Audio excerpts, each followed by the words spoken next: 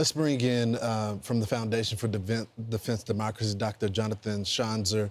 Doctor, thanks so much for joining the program this morning. Let's talk about not only this day of jubilation, but what's next after this? Now that we got the hostages home, and now that we've had two parties to agree to peace, how do we keep peace?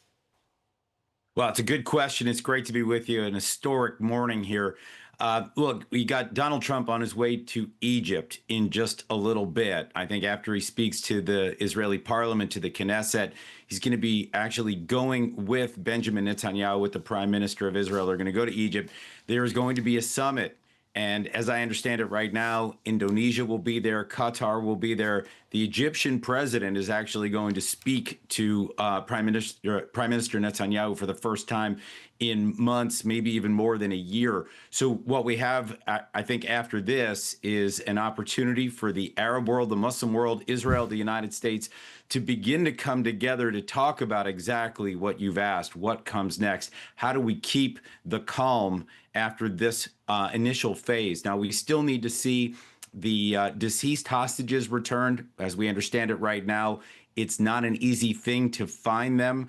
There are bodies that have yet to be uncovered by Hamas. I think the Israelis will be working in good faith as long as that search continues. But then comes the question after that: who rebuilds? Who's going to pay for it?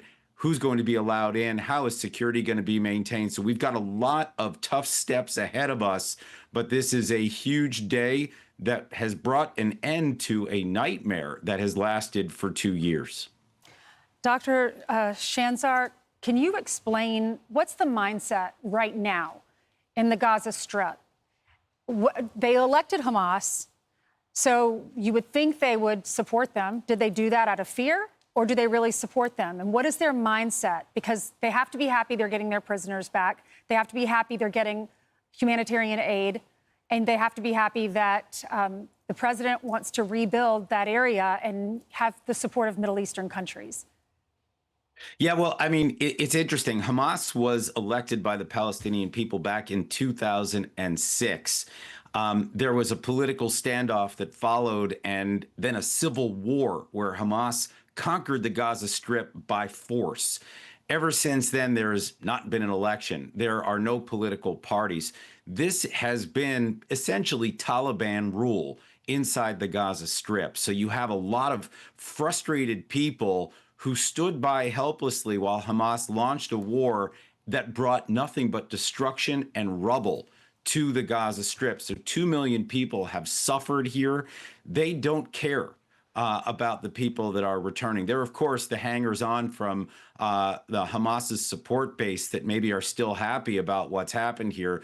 But it's hard to imagine that anybody in Gaza right now will look out at the horizon and be pleased. It is a lot of rubble. It has been a lot of death and destruction.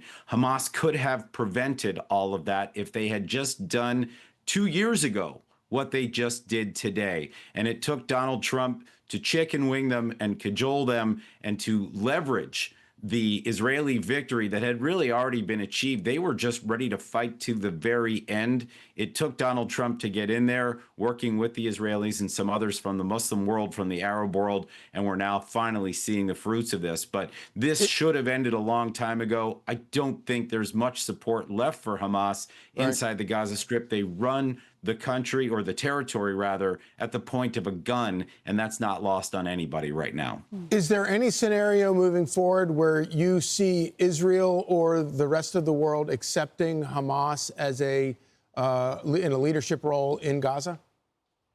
I mean, absolutely not. If you look at the president's 20-point plan, he has called for the dismantling of Hamas.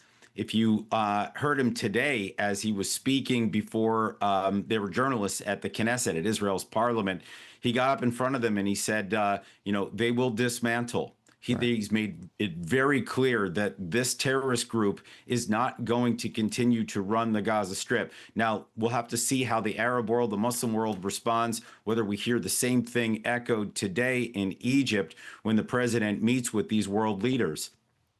But right now, as we all understand it, Hamas will not have the ability to continue to rule the Gaza Strip. They have forfeited that as a result of the war that they launched on October 7th, 2023, killing 1,200 people, taking more than 250 hostages. They forfeited that right. And you can look right now at everything that has happened, the destruction, the chaos in the Middle East. I think most of the region would agree their time is up. Dr. Schanzer, thank you so Thanks, much for Jonathan. coming on with us. Appreciate it. Always good to get your opinions. I'm Steve Ducey. I'm Brian Kilmeade. And I'm Ainsley Earhart. And click here to subscribe to the Fox News YouTube page to catch our hottest interviews and most compelling analysis.